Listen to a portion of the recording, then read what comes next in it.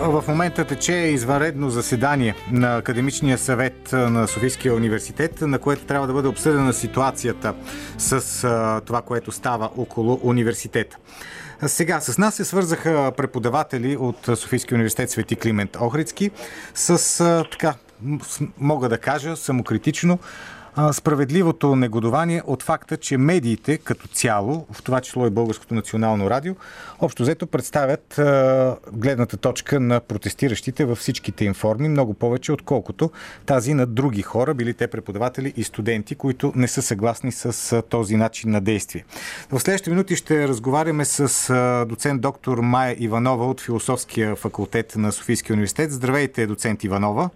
Здравейте! Много ми е драго, че нарушихте тази монотония. Знаете ли, това, което наистина аз ви потърсих, защото в един момент моето омерзение, така да се каже, премина всякакви граници.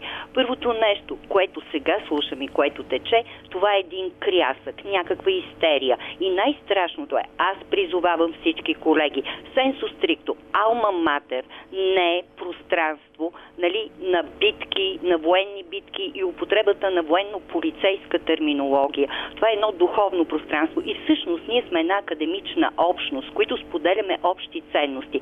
Това, което ме плаши, е, че част от колегите започва едно противопоставяне. Преподаватели, подкрепещи преподаватели, не подкрепещи студентите. Всъщност, най-страшното е дивидът импера. Те ни използват по този начин. Кой според вас използва? Кой налага това противопоставяне? Аз ще говоря съвсем откровено. Първо, тече същата окупация в медиите. При Хоризонт е, слава Богу, все още частична. Защото, прощавайте, но е много подозрителна синхронизацията между действия и лексика, съответно на хората, които вършат това нещо. То си е просто едно активно мероприятие. И понеже преподавам естетика, нормите на спектакъл изискват режисьорите да бъдат зад сцената. Те си позволяват дързостта да излизат отпред. Аз първо бих призовала, когато каните съответно хора, които ще обговарят дадена ситуация, най-напред да заявят: много уважавам. Започвам с това. Как протече нашето събрание? Разбирате ли, това са, извинявайте, много опасни, перверсни връзки между морал и политика. Вие говорите за това събрание на Философския факултет, на който беше, само да кажа за нашите слушатели, на което беше приета декларация в подкрепа на окупацията. Да, извинете, това беше един много добре подготвен фарс. И всъщност, това събрание, забележете, то се извърши деня след окупацията. Те още бяха в 272. И изведнъж нашето събрание, ние позволихме Философския факултет да легитимира подобно безумие. Това е един много смущаващ климат на квази-морална правота, която се основава на някакво усещане за избранничество. Всъщност, това е морална глухота за словото на другите. И знаете ли за мен кое е най-опасното? Това много прилича на социален расизъм. Защото тези, които ръководеха, и то съвсем явно, това приемане на декларацията, първо, под равнището на здравия разум. Какво приемаме ние? С какво се съгласяваме? С окупацията на 272 аудитория? С окупацията на университета? Извинете, това е недопустимо просто от никъде. Но това, което страшно ме плаши, не говорим за култура на протеста. Този социален расизъм. Най-напред бяха. Те са красивите, умните. Сега станаха, те са добрите. Но интересно защо? Красивите, умните и добрите, те са винаги сини. Извинете, такава, така да се каже, морална узурпация, това е първата крачка към фашизма в крайна сметка. И знаете ли с какво се характеризира фашизма? Това е одиозното. Аз също щях да дам пример. Носорозите, колцина обаче са чели носорозите и са ги преживяли.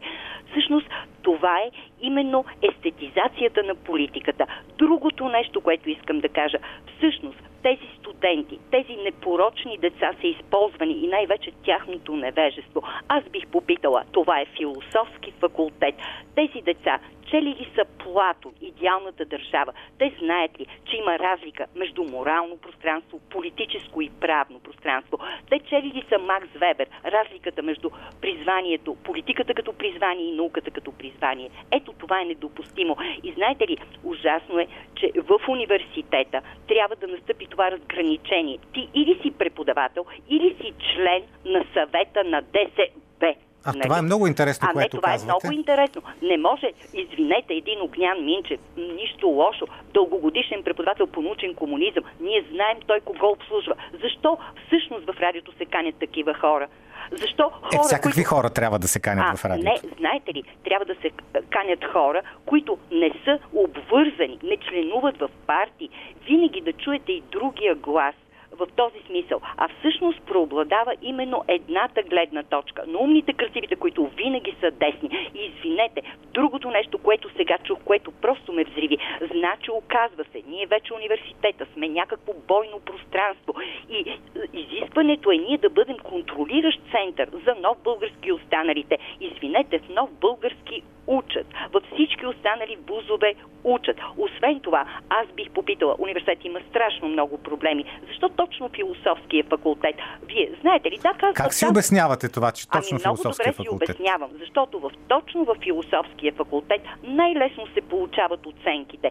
Защото в философския факултет вече на времето беше с най-висок бал, сега вече се влиза по диплома, може да влезеш с тройка, защото едно е да следваш физика, математика, там тези хора не стъчкуват. Не може да прекъсваш в началото, тъкмо започна учебния процес. Ние сме преди всичко преподаватели. И аз бих попитала, значи, тук в случая играят роля и правните аргументи. Ние, примерно, преподавателите, да бъдем така добри, ние не трябва да получаваме заплати. Сутринта звънят мои студенти, магистърска програма, казват къде да отидем, да изслушат лекцията. И аз казвам, добре, ще отидем в близкото заведение, ще сложим надпис окупация и ще кажем, какво ви искате да се храните? Вие физиологически процеси. Тук става въпрос за духовни неща. Значи, за мен това е недопустимо. И знаете ли кое друго е недопустимо? През цялото време се употребява термина морал. Аз бих запитала, що е това морал? Изобщо тези деца, така наречени красиви и умни, които ми заекват, и когато дадоха истинските, искрено протестиращите, извинете, бяха много по-красиви и много по-автентични. Доцент Иванова, знаете ли, като ви слушам, аз съвсем искрено да го казвам, аз се притеснявам за вас, защото според мен вашите колеги, тези красивите и умните, те вече стъкват кладата, носят съчките, носят бензина и ще ви запалят. Не, това не ме интересува. Аз и преди 10 ноември бях Ави Сарара, така да се каже Бяла Врана, и след 10, защото тогава не споделих страничките на Тодор Живков и сие. Но в случая това е одиозно. Защо вие не поканите? Става въпрос за морал. Извинете, ние имаме, аз съм в тази катедра, етика, логика и естетика. Защо не поканите хора? Един логик, защото това е контра всякаква логика. Какво означава свобода на мнението? Значи университета, алма матер е духовно пространство на свободата. Не може някакви кресливи деца един вид да го узурпират. Това не е тяхна собственост по никакъв начин. Те нарушават другите. Освен това искам да ви кажа, което е ужасяващо. Ние обучаваме чуждестранни студенти. Разбирате ли? Тези хора са платили. Те могат наистина да осъдят университета и с право да го направят. И когато се коментират морални проблеми, да бъдете така добри, да поканите човек, който се занимава с морал, с етика и да чуем, що е това. Знаете ли, ако попитате тези студенти, няма да го разберат. Освен това, ужасното е друго. Аз преподавам наистина естетика и наистина има една, така да се каже, тотализация на естетическото. И точно естетическото прави нещата фалшиви, защото всичко е игра, всичко е спектакъл. И тези деца, които са наистина чисти, забележете, един от тях казва, ама ние искаме да бъдем видяни, ние искаме да бъдем чути. Да, 15 минути или секунди слава. Какво да бъдете чути? Какво можете да кажете? Един е първи курс. Ти знаеш ли основни неща?